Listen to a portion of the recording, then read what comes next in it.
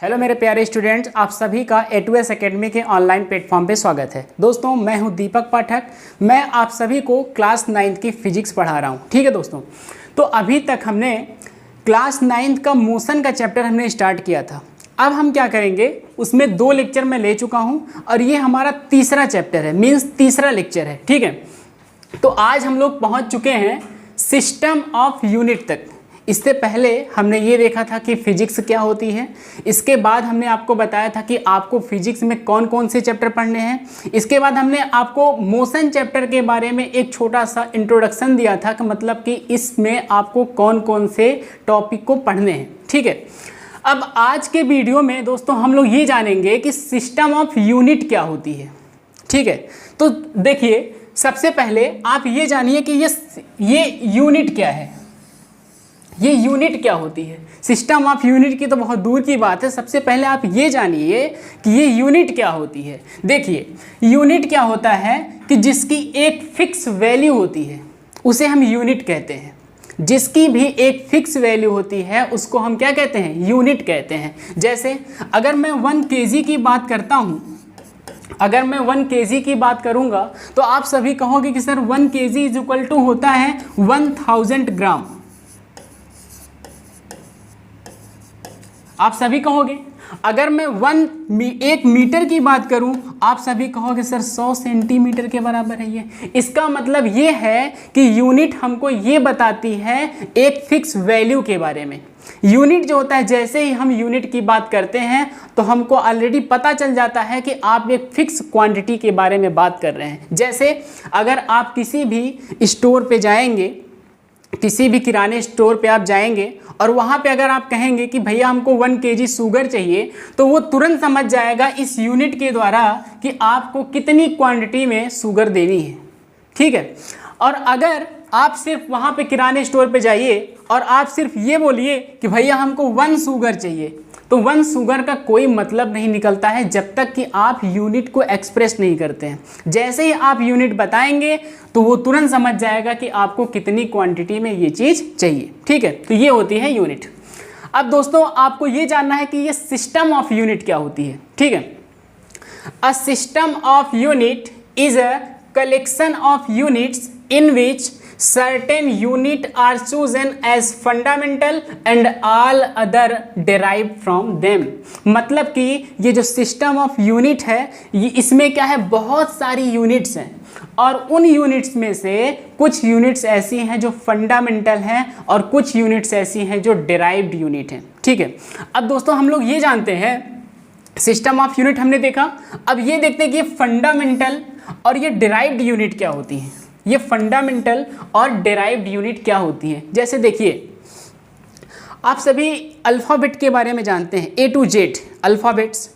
अब ए की अगर मैं, जैसे आपका नाम सुमित है, आपका नाम सुमित है, ये सुमित बना कैसे। आप सभी कहेंगे कि सर इसमें जो है आप S अल्फ़ाबेट को यूज किए हैं, आप U अल्फ़ाबेट को यूज किए हैं, आप M अल्फ़ाबेट को यूज किए हैं, इसी तरीके से I और T को आप यूज किए हैं, तब जाके ये सुमित बन गया। ठीक है, तो उसी तरीके से क्या होता है, ये जो फंडामेंटल यूनिट्स होती हैं एज अ अल्फ़ाबेट हैं ये। ठीक है, अब इन्हीं फंडामेंटल यूनिट्स को यूज करके हम बहुत सारी यूनिट्स बना देते हैं। जैसे एग्जांपल के थ्रू मैं आपको समझा रहा हूँ। देखिए, जैसे कि F इज इक्वल टू क्या होता है, MA। F is equal to MA, या फिर W इज इक्वल टू आप सभी जानते हैं M इंटू जी, M इंटू जी। अब यहाँ पे देखिए, यहाँ पे क्या है, मास इंटू एसिलरेशन। तो भाई मास की यूनिट क्या हो गई, केजी, और एसिलरेशन की यूनिट क्या हो गई, मीटर पर सेकेंड स्क्वायर। देखिए यहाँ पे केजी इंटू मीटर पर सेकेंड स्क्वायर, ये भी तो एक फोर्स की ही यूनिट है। ठीक है, अगर हम वेट की बात करें, अगर हम वेट की बात करें तो यहाँ पे ये क्या है, मास है, इसकी यूनिट क्या हो जाएगी केजी, और फिर इसके बाद स्मॉल जी है एक्सेलरेशन ड्यू टू ग्रेविटी, इसकी भी एक यूनिट है। तो मेरा कहने का मतलब ये है कि इसकी एक ये फंडामेंटल यूनिट है इसकी। अब यहाँ पे देखिए ये जो एक्सेलरेशन होता है वो मीटर पर सेकेंड स्क्वायर, इसमें दो यूनिट्स हैं, एक मीटर है और दूसरा क्या है सेकेंड है। इन दोनों से मिलने से क्या हुआ कि एक एक्सेलरेशन की यूनिट निकल गई। तो मेरा कहने का मतलब ये है कि ये जो फंडामेंटल यूनिट्स होती हैं एज अ अल्फाबेट्स हैं। अब इन्हीं फंडामेंटल यूनिट्स को यूज करके हम बहुत सारी यूनिट्स को डिराइव करते हैं। एक और एग्जांपल आप लोग देखिए, जैसे अगर हम स्पीड की बात करें, अगर हम स्पीड की बात करें तो स्पीड इज इक्वल टू क्या होता है, distance upon time, distance upon time, ठीक है। अब ये डिस्टेंस की यूनिट क्या होती है, आप सभी कहोगे कि सर मीटर होता है, और टाइम की यूनिट क्या होती है, सेकेंड। अब आपसे हम पूछे कि ये मीटर क्या है तो आप कहोगे कि सर ये फंडामेंटल यूनिट है। हम आपसे पूछे कि ये सेकेंड क्या है, आप कहोगे ये फंडामेंटल यूनिट है। लेकिन अगर ये स्पीड की जो यूनिट है मीटर पर सेकेंड स्क्वायर, यह एक डिराइव्ड यूनिट है। ये देखिए फंडामेंटल से ही बनी हुई यूनिट्स जो होती हैं उनको हम डिराइव्ड यूनिट कहते हैं, ठीक है। तो चलिए अब आगे देखा जाए।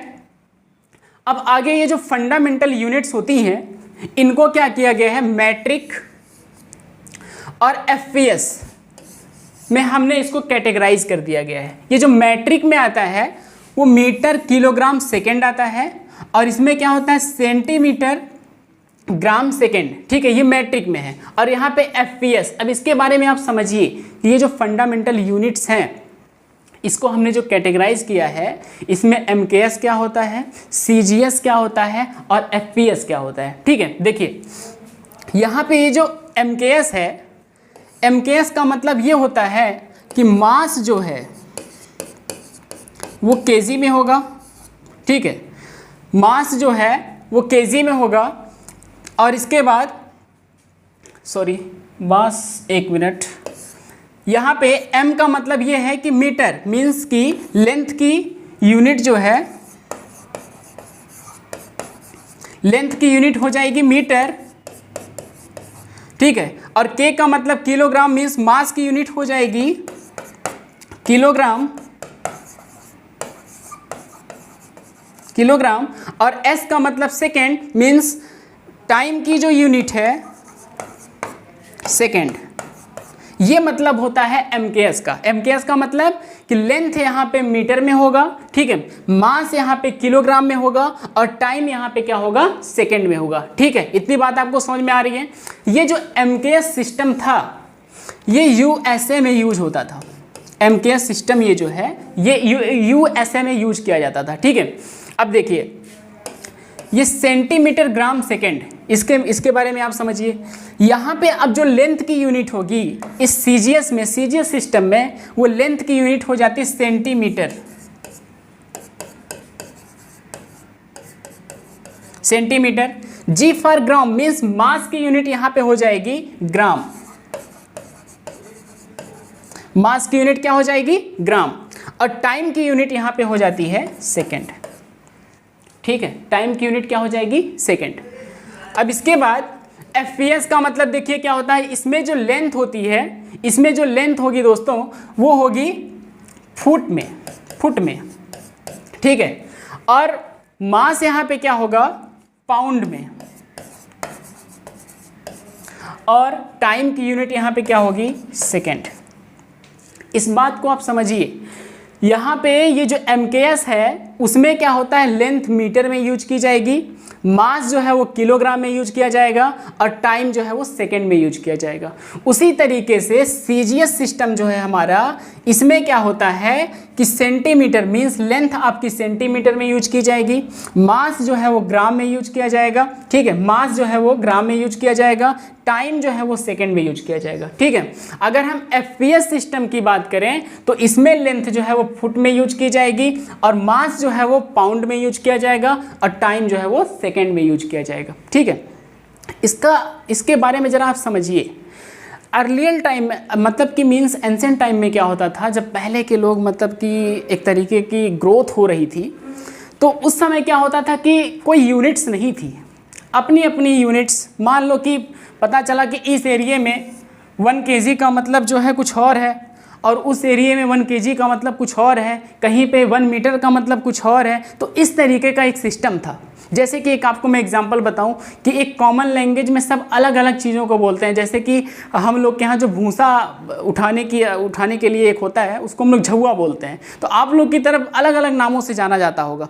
उसी तरीके से क्या होता है कि ये जो यूनिट्स थी ना, इनको सब अलग अलग अपना अपना यूनिट बना के रखे थे।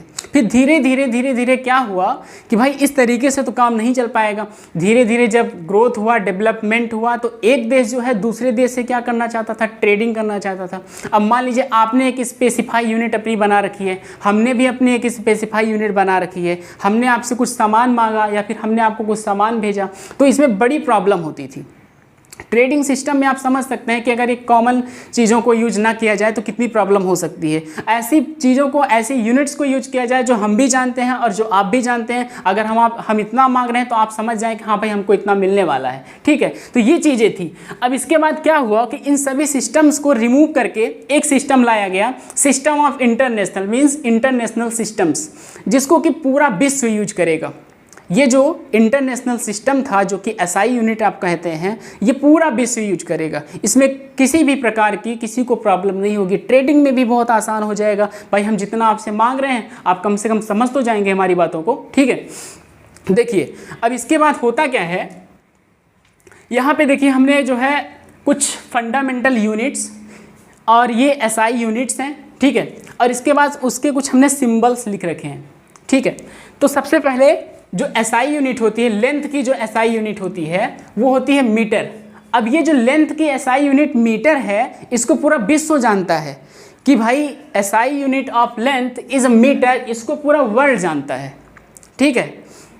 उसी तरीके से मास की जो एसआई यूनिट होती है वो किलोग्राम, ठीक है। मास की जो एसआई यूनिट होती है किलोग्राम, इसका सिंबल होता है केजी। इसका सिंबल क्या होता है, केजी। मीटर का सिंबल क्या होता है, स्मॉल एम, ठीक है। आगे बढ़ते हैं। टाइम जो है, टाइम का यूनिट क्या होता है, सेकंड, और इसको SEC स्मॉल लेटर में ही आपको यूज करना है। अच्छा एक बात मैं आपको और बता दूं कि जब भी आप यूनिट को यूज करेंगे, मीन्स कहीं भी आपको अगर यूनिट को लिखना है तो आप स्मॉल लेटर का ही यूज करेंगे, ठीक है, एक कंडीशन को छोड़ के। जैसे मान लीजिए कि वो यूनिट जो है किसी साइंटिस्ट के नाम पे डिराइव्ड हुई है, किसी साइंटिस्ट का नाम है वो। जैसे अगर हम फोर्स की यूनिट की बात करें तो हम लोग क्या कहते हैं, इस कैपिटल N लिखते हैं, न्यूटन, ठीक है। लेकिन अगर ऐसे सिर्फ साइंटिस्ट के जो नाम रहते हैं उसके यूनिट्स को आपको कैपिटल में लिख देना है, अन्यथा उन सभी को छोड़ के जो जनरल यूनिट्स होती हैं उनको आपको स्मॉल लेटर में ही यूज करना है, ठीक है। जैसे कि आपको मीटर लिखना है तो आप मीटर इस तरीके से ही लिखेंगे एज अ सिंबल, ठीक है। आपको ये नहीं कर देना कि सर ये लीजिए मीटर हो गया। अगर आपको केजी लिखना है तो आप स्मॉल केजी का यूज करेंगे। ऐसा नहीं कि आप कैपिटल के और कैपिटल जी लिखने बोल दिया सर केजी हो गया, ठीक है। तो कभी भी आप जो है सिर्फ साइंटिस्ट का जो नाम रहेगा वो यूनिट्स जो है आप कैपिटल में लिख सकते हैं, अन्यथा उन सभी को छोड़ करके आप सब क्या करेंगे, स्मॉल लेटर का ही यूज करेंगे, ठीक है। चलिए इसमें देखा जाए इसी तरीके से दोस्तों, टेम्परेचर का जो एसआई यूनिट होता है वो केल्विन, ठीक है। टेम्परेचर का जो एसआई यूनिट होता है वो केल्विन, और इसका सिंबल क्या होता है, के, ठीक। इलेक्ट्रिक करंट की यूनिट क्या होती है, एसआई यूनिट, एम्पियर, इसको हम AMP कुछ लोग लिखते हैं, या फिर आप इसको कैपिटल A से इंडिकेट कर सकते हैं, ठीक है। ल्यूमिनस, इसकी एसआई यूनिट होती है कैंडेला, ठीक है। और इसको हम CD से, इसका सिंबल है CD से आप इसको निरूपित कर सकते हैं या फिर सिंबलाइज कर सकते हैं। अमाउंट ऑफ सब्सटेंस, मोल, ठीक है। और इसका सिंबल क्या होता है, MOL। तो ये है फंडामेंटल क्वांटिटीज़। फंडामेंटल क्वांटिटीज अभी हमने आपको बताया था कि इन्हीं यूनिट्स से, अब यही मीटर, किलोग्राम, सेकेंड, केल्विन, ठीक है, इन्हीं यूनिट से बहुत सारी डिराइव्ड यूनिट, मतलब कि बहुत सारी यूनिट्स को भी डिराइव किया जा सकता है, ठीक है। इसी तरीके से आगे सप्लीमेंट्री कुछ एंगल्स होते हैं। सप्लीमेंट्री एंगल्स में आप ये देखिए कि यहाँ पे एक प्लेन एंगल होता है, सॉलिड एंगल, और दूसरा जो है वो रेडियन और स्टेरेडियन होता है। ये सभी भी एक तरीके के यूनिट्स ही हैं जिसको कि हम क्या कहते हैं, सप्लीमेंट्री एंगल के नाम से जानते हैं, ठीक है। आगे अब जो है ये हमारा जो सिस्टम ऑफ यूनिट्स था, इस पूरे सिस्टम ऑफ यूनिट्स को हमने देखा हमको क्या क्या समझ में आया? हमने ये देखा कि यूनिट क्या होता है, फंडामेंटल यूनिट्स क्या होती हैं, डेराइव्ड यूनिट्स क्या होती हैं, ये सारी चीज़ें आपको समझ में आई। ठीक है, अब आगे हम लोग बढ़ते हैं और देखते हैं कि डिस्टेंस क्या होता है और डिस्प्लेसमेंट क्या होता है। ठीक है, आप यहाँ समझिए, देखिए अगर हम डिस्टेंस की बात करें तो एक्चुअल जो पाथ है, actual path covered by object are called distance. इसका मतलब क्या होता है, जैसे ए पॉइंट पे कोई एक लड़का है, ए पॉइंट पे कोई एक लड़का खड़ा है, अब यहाँ से वो क्या करता है, ट्रेवल करके, उसका स्कूल है यहाँ पे, यहाँ स्कूल है, ये लड़का यहाँ से ट्रेवल करके यहाँ पहुँच गया। ठीक है, अब यहाँ से ट्रेवलिंग करने के बाद इसका मन हुआ कि हम जाएंगे समोसा खाने मार्केट में। अब वो आ गया मार्केट में, ठीक, मार्केट में आ गया, अब वो लड़का मार्केट पहुँचा है। तो अगर हम आपसे पूछें कि भाई ये बताइए कि ये लड़का कितनी डिस्टेंस, इसकी डिस्टेंस कितनी है, इसने कितनी डिस्टेंस को कवर किया, तो आप क्या कहेंगे कि सर ये बताइए, घर इसका यहाँ पे है, मान लीजिए यहाँ से यहाँ तक 5 किलोमीटर है इसके घर और स्कूल की डिस्टेंस जो है, और यहाँ से मान लीजिए मार्केट और 2 किलोमीटर मार्केट गया समोसा खाने। तो अगर हम आपसे पूछे कि बताइए डिस्टेंस कितनी है, तो आप ये कहोगे सर ये जो टोटल डिस्टेंस को ये कवर्ड किया है, ठीक है, यही इसकी डिस्टेंस है। ठीक है, मीन्स डिस्टेंस इसकी कितनी हो जाएगी, 5 to 7 किलोमीटर। उसने 7 किलोमीटर की डिस्टेंस को ट्रेवल किया है। ठीक है, डिस्टेंस आपको समझ में आया? डिस्टेंस क्या होता है, actual path covered by object are called distance, या फिर टोटल पाथ, जो टोटल पाथ है किसी भी ऑब्जेक्ट के द्वारा कवर किया जाता है उसको क्या कहते हैं, डिस्टेंस कहते हैं। बात आपको समझ में आ गई? ठीक है, आगे बढ़ते हैं। It is a scalar quantity, ये क्या है, ये एक स्केलर क्वांटिटी है। इसके पहले वाले वीडियो में हमने आपको बताया था कि स्केलर और वेक्टर क्वांटिटी क्या होती है। तो डिस्टेंस बच्चों, डिस्टेंस जो होता है वह स्केलर क्वांटिटी है। ठीक है, डिस्टेंस क्या होता है, वह स्केलर क्वांटिटी होता है। ठीक है, चलिए अब हम लोग देखते हैं डिस्प्लेसमेंट के बारे में। डिस्प्लेसमेंट क्या होता है, देखिए, minimum distance between 2 points, minimum distance between 2 points are called displacement.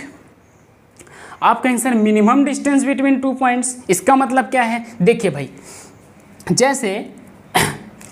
जैसे कि मान लीजिए आप यहाँ पे हैं, इस पॉइंट पे, ए पॉइंट पे, ठीक है, ए पॉइंट पे आप हैं, और आप ट्रेवल करके इस बी पॉइंट पे पहुँच गए।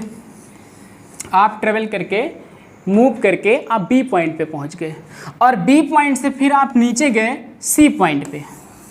ठीक है, सी पॉइंट पे आप पहुंच गए। तो अगर हम आपसे पूछें, मान लीजिए ये 5 किलोमीटर है, ये 2 किलोमीटर है, हम आपसे पूछें कि बताइए भाई आपका डिस्प्लेसमेंट कितना है, तो आपको बच्चों बस ये देखना है कि वो इनिशियल कहाँ से स्टार्ट किया था, वो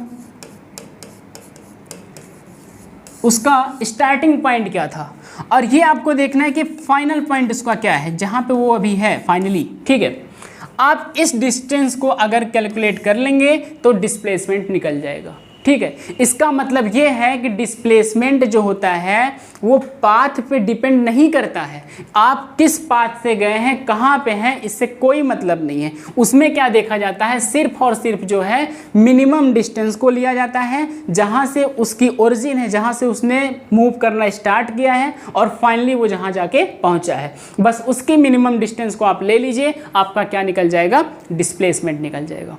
आपको समझ में आ गया? ठीक है, अब आगे के देखते हैं। यह एक वेक्टर क्वांटिटी है। यह क्या है, यह एक वेक्टर क्वांटिटी है। ठीक, यह क्या है, एक वेक्टर क्वांटिटी है। ठीक है, तो डिस्प्लेसमेंट क्या होता है, minimum distance between 2 points are called displacement. It is a vector quantity. यह क्या है, एक वेक्टर क्वांटिटी है। ठीक है, चलिए आगे देखा जाए। अब हमने इस डिस्टेंस डिस्प्लेसमेंट को समझने के लिए, और भी अच्छी तरीके से समझने के लिए, कुछ न्यूमेरिकल्स हमने यहाँ पे लिख रखा है, जिससे कि आपको ये टॉपिक अच्छे से क्लियर हो जाए कि डिस्टेंस और डिस्प्लेसमेंट क्या होता है और इसके न्यूमेरिकल्स को कैसे सॉल्व करेंगे। ठीक है, देखिए, an object move 4 kilometre towards east. अब आप सभी प्यारे बच्चों क्लास 9th में पढ़ रहे हैं, तो हो सकता है कि आपको पेपर पे ना पता हो कि डायरेक्शंस क्या होती हैं और किस तरीके से हम उसको इंडिकेट करते हैं। देखिए, ये ईस्ट है, वेस्ट, और ये नॉर्थ होता है, ये साउथ होता है। ठीक है, ये पेपर पे हम क्या करते हैं, इस तरीके से डायरेक्शंस को शो करते हैं। ठीक, चलिए अब कह रहा है कि an object move 4 kilometre towards east. अब ईस्ट किधर है, इस साइड में है। तो मान लीजिए बच्चों,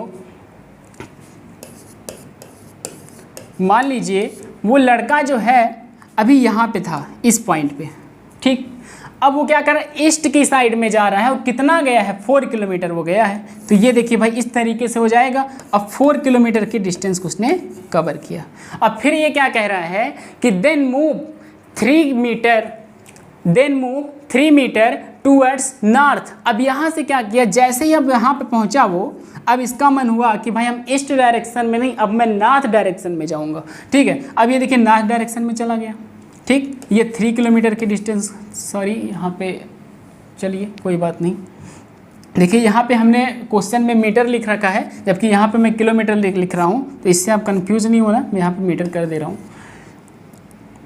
ये 3 मीटर और ये 4 मीटर। ठीक है, मतलब कि ईस्ट साइड में वो जब गया तो उसने 4 मीटर की डिस्टेंस को कवर की, और जब वो नॉर्थ साइड में गया तो उसने कितनी डिस्टेंस कवर की, 3 मीटर की डिस्टेंस कवर की। ठीक है, तो आपसे ये पूछ रहा है कि what is distance and displacement. आपसे ये कह रहा है कि बताइए डिस्टेंस और डिस्प्लेसमेंट क्या है। देखिए भाई, उसने स्टार्टिंग पॉइंट उसका ये है, फाइनल पॉइंट उसका ये है। ठीक है, इसका मतलब कि अगर मैं इस वाली डिस्टेंस को कैलकुलेट कर लूँ तो मुझे डिस्प्लेसमेंट पता चल जाएगा। ठीक है, चलिए भाई, तो सबसे पहले ये देखते हैं हम लोग कि इसमें डिस्टेंस क्या है। डिस्टेंस अभी हमने आपको बताया था, मतलब कि जितना भी पाथ आपने ट्रेवल किया है, जितना भी पाथ आपने कवर किया है, बस उसको ऐड कर दो, आपका क्या आ जाएगा, डिस्टेंस आ जाएगा। मान लीजिए ये ए पॉइंट है, ये बी पॉइंट है और ये सी पॉइंट है। ठीक है, ये ए पॉइंट है, ये बी पॉइंट है, ये सी पॉइंट है। ठीक है, तो बच्चों ये बताइए डिस्टेंस क्या होगा फिर इसका।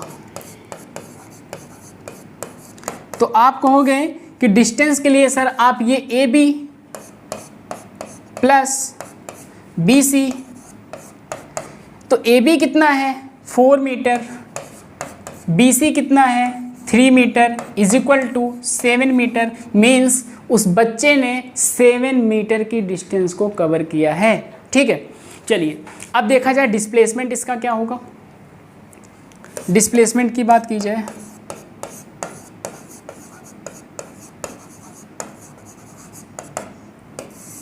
डिस्प्लेसमेंट, देखिए बच्चों डिस्प्लेसमेंट निकालने के लिए मुझे क्या निकालना पड़ेगा, मुझे ये वाली जो लेंथ है इसको कैलकुलेट करना पड़ेगा। तो आप सभी को पता होगा कि पाइथागोरस की थ्योरम क्या होती है। ठीक है, ये देखिए ये हाइपोटेनस है, ये परपेंडिकुलर होता है और ये बेस होता है। ठीक, तो हाइपोटेनस का स्क्वायर इज इक्वल टू क्या होता है, परपेंडिकुलर का स्क्वायर प्लस बेस का स्क्वायर। मीन्स ए सी का स्क्वायर बराबर क्या होगा, ए बी का स्क्वायर प्लस बी सी का स्क्वायर। ठीक है, तो ये बताइए प्यारे बच्चों, ए बी की लेंथ कितनी है 4, इसका स्क्वायर कर देना है आपको। बी सी की लेंथ कितनी है 3, इसका स्क्वायर आप लोग कर दो। ठीक है, तो यहाँ पे 16, ये 9, इसको ऐड करेंगे तो आएगा 25, इसको ऐड करेंगे तो कितना आएगा 25। ठीक है, तो ए सी का स्क्वायर इज इक्वल टू 25, तो ए सी बराबर बच्चों क्या होगा बताइए आप लोग, ये 5 मीटर हो जाएगा। इसका मतलब कि इसका जो डिस्प्लेसमेंट निकला है, ये वाली जो इसकी साइड है ये कितनी है 5 मीटर। तो अगर आपसे पूछे इस क्वेश्चन में क्या बोला था, डिस्टेंस और डिस्प्लेसमेंट बताओ, तो डिस्टेंस कितना निकला, डिस्टेंस इसका निकला 7 मीटर, जबकि डिस्प्लेसमेंट इसका कितना निकला 5 मीटर। डिस्प्लेसमेंट इसका कितना निकला 5 मीटर। ठीक है, चलिए एक क्वेश्चन हमने और लिया है जिससे कि आपको और अच्छे से क्लियर हो जाए। देखिए एक क्वेश्चन और देखिए बच्चों इसी पे, a farmer moves along the boundary of square field of side 10 metre in 40 second. ठीक है, what will be the magnitude of displacement of farmer at the end of 2 minute 20 second from his initial position. ठीक है, चलिए question को एक बार अच्छे से आप लोग पढ़ लीजिए और फिर इसको ट्राई करिए लगाने की। ठीक है, चलिए सलूशन बेटा देखा जाए इसका। अब इस क्वेश्चन में ये कह रहा है कि एक स्क्वायर बाउंड्री है। तो स्क्वायर क्या होता है? स्क्वायर बेटा हम उसे कहते हैं जिसकी चारों साइड जो होती हैं वो सेम होती हैं, ठीक है, चारों साइड इसकी सेम है। तो ये जो स्क्वायर बाउंड्री है, ये जो स्क्वायर फील्ड है, इसमें ये भी 10 मीटर है, ये भी 10 मीटर है, ये भी 10 मीटर है और ये भी 10 मीटर है। इतनी बात आपको समझ में आ रही है? ये सभी साइड मीन्स स्क्वायर में क्या होता है, all the sides are same, तभी तो स्क्वायर होगा, एंड एंगल जो होगा वो 90 डिग्री का होगा, ठीक है। ये ABCD जो है एक क्या है, स्क्वायर है। ये कह रहा है कि 40 सेकेंड में ये क्या करता है, एक चक्कर मार देता है पूरा। 40 सेकेंड में ये क्या करता है, अगर वो A से स्टार्ट कर रहा है कोई बच्चा दौड़ना, तो वो क्या करेगा 40 सेकेंड में फिर यहाँ पहुँच जाएगा A पॉइंट पे, ठीक है। इस बात को आप समझिए। तो आप मुझे ये बताइए इसकी टोटल लेंथ कितनी है। अगर मैं टोटल लेंथ की बात करूं, total length of square field,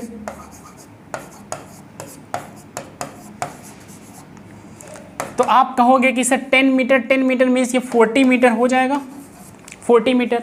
अब प्यारे बच्चों ये जो है ये क्या करता है कि 40 सेकेंड में कंप्लीट भी करता है, ये 40 सेकेंड में क्या करता है, कंप्लीट करता है। तो ये बताइए मैं इसकी स्पीड निकाल सकता हूँ क्या? आप इसकी स्पीड को कैलकुलेट कर सकते हो?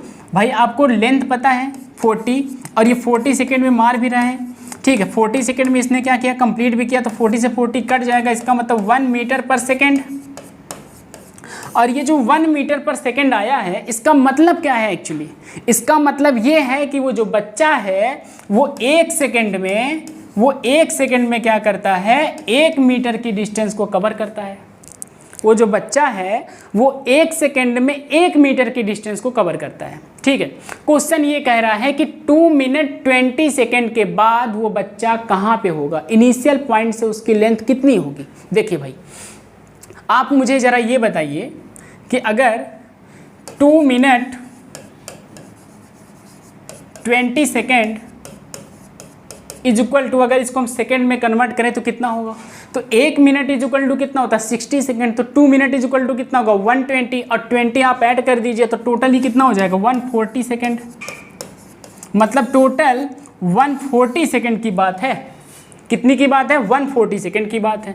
अब देखिए अब ये 140 सेकेंड दौड़ेगा। अगर ये बच्चा यहाँ से दौड़ना स्टार्ट किया है तो एक चक्कर ये मारेगा, एक चक्कर ये जब दौड़ेगा तो इसका मतलब 40 मीटर की डिस्टेंस को ये कवर कर लेगा, 40 मीटर की डिस्टेंस को कवर कर लेगा।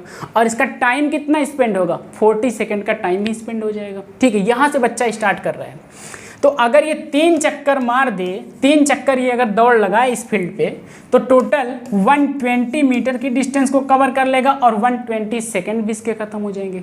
अब बचा कितना है, इसके पास 20 सेकेंड बचा है, ठीक है। तो यहाँ से मान लीजिए 3 बार वो चक्कर जब लगाएगा इस स्क्वायर फील्ड पे तो 120 सेकेंड वो दौड़ चुका है। अब उसके पास टाइम कितना बचा है, सिर्फ 20 सेकेंड का। तो 20 सेकेंड का जो ये टाइम बचा है, अब यहाँ से वो दौड़ेगा तो 10 सेकेंड में यहाँ पहुँचेगा, फिर अगले 10 सेकेंड में यहाँ पहुँचेगा, मीन्स अब वो बच्चा जो है यहाँ पे आगे पहुँचा है। अब आपसे बोला क्या है कि इनिशियल पोजीशन से उसका डिस्प्लेसमेंट आपको बताना है, तो ये वाली लेंथ आपको जो है इसमें कैलकुलेट करनी है। तो ये वाली लेंथ कैसे आएगी, अब ये वाली लेंथ जो है ये 10 मीटर है, ये भी 10 मीटर है, ठीक है। आप इसको कैलकुलेट कर सकते हो बिल्कुल। ये देखिए हाइपोटेनस का स्क्वायर इज इक्वल टू क्या होता है, परपेंडिकुलर का स्क्वायर प्लस बेस का स्क्वायर, परपेंडिकुलर का स्क्वायर प्लस बेस का स्क्वायर, ठीक है। अब यहाँ पे ये 10 का स्क्वायर प्लस 10 का स्क्वायर 100 प्लस 100, ठीक है, h स्क्वायर हो गया ये, ठीक। तो h इज इक्वल टू कितना हो जाएगा 200। अब h इज इक्वल टू कितना होगा, 200 को जो है आप इस तरीके से फैक्टराइज कर लेंगे तो ये हो जाएगा 100, ये हो जाएगा 50, ये हो जाएगा 25, ये 5 ये, ठीक है। अब देखिए यहाँ पे ये पेयर्स बन रहे हैं तो 5 2 जा 10, 5 2 जा 10, ठीक है, 10 रूट में 2, तो मीन्स ये हाइपोटेनस उसका कितना निकला है 10 रूट में 2 मीटर। तो फाइनली आपका आंसर कितना हो जाएगा इसमें 10 रूट में 2 मीटर। हो सकता है आपको ये क्वेश्चन थोड़ा सा कॉम्प्लेक्स लग गया हो, लेकिन आप इसकी बारीकियों को समझो, इसमें कुछ है नहीं, बस आपसे ये कह रहा था कि एक फार्मर जो है वो स्क्वायर फील्ड पे दौड़ लगा रहा है, ठीक है। और इसके बाद वो कहा कि भाई 40 सेकेंड में, 40 सेकेंड की बात इसने यहाँ पे की है, और 2 मिनट 20 सेकेंड में आपको उसकी पोजीशन बतानी है, वो कहाँ पे है, इनिशियल पोजीशन से उसकी डिस्टेंस या फिर डिस्प्लेसमेंट कितनी है। तो हमने क्या किया कि 2 मीटर जो है और 20 सेकेंड को उसको सेकंड में कन्वर्ट कर लिया। सेकंड में कन्वर्ट करने के बाद हमने क्या किया, यहाँ पे वो एक चक्कर लगाने में 40 सेकंड ले रहा है, तो 3 चक्कर 120 सेकंड में लगाएगा, 20 मिनट उसके पास एक्स्ट्रा बचे हैं। तो यहाँ से अगर वो स्टार्ट करेगा तो 20 सेकंड में कहाँ पे आएगा, यहाँ पे आएगा। इस डिस्टेंस को हमने कवर कर लिया, इस डिस्टेंस को हमने यहाँ पे निकाल लिया, इस डिस्प्लेसमेंट को हमने निकाल के यहाँ पे आपको बताया। आंसर इसका कितना है 10 रूट में 2 मीटर, ठीक है। चलिए ये हो गया। अब इसमें एक छोटा सा जो टॉपिक है आपका डिस्प्लेसमेंट पे, हमने आगे उसको एक्सप्लेन नहीं किया, आपको इसमें बताएं। आपको इसमें मैं बता रहा हूँ कि ये जो डिस्प्लेसमेंट होता है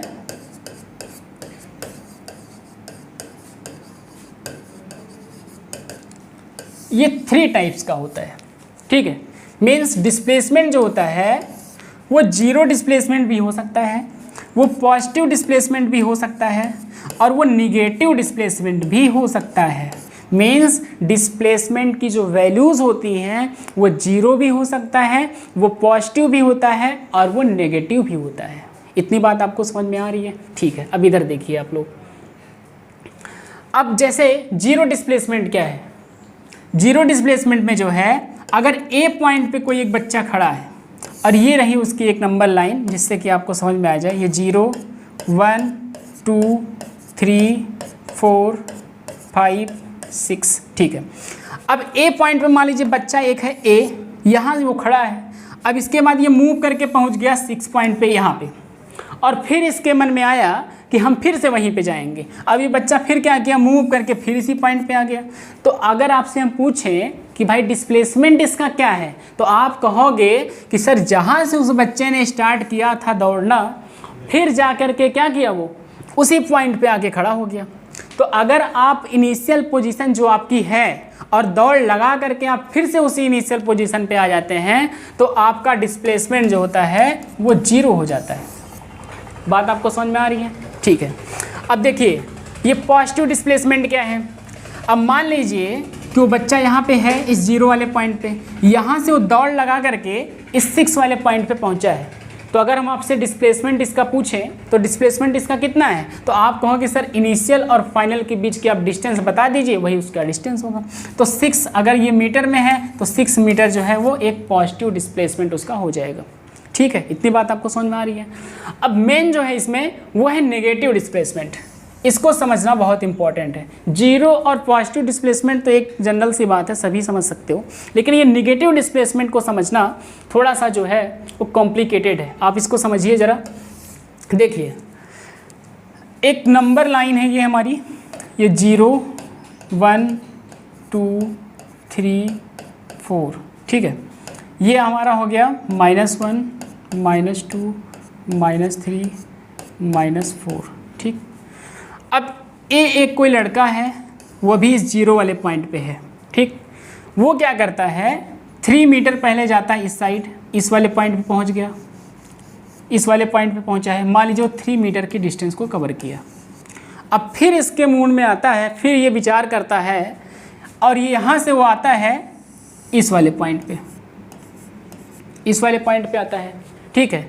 तो अभी लड़का जो है वो स्टार्ट कहाँ से किया था, इनिशियल पॉइंट उसकी क्या थी, इनिशियल पॉइंट वो यहाँ से स्टार्ट किया था और फाइनली यहाँ पे पहुँचा। अब फिर यहाँ से वो स्टार्ट किया है, मीन्स इसका इनिशियल पॉइंट ये है और फाइनल वाला पॉइंट ये है। तो इसी के बीच की डिस्टेंस हमको लेनी है।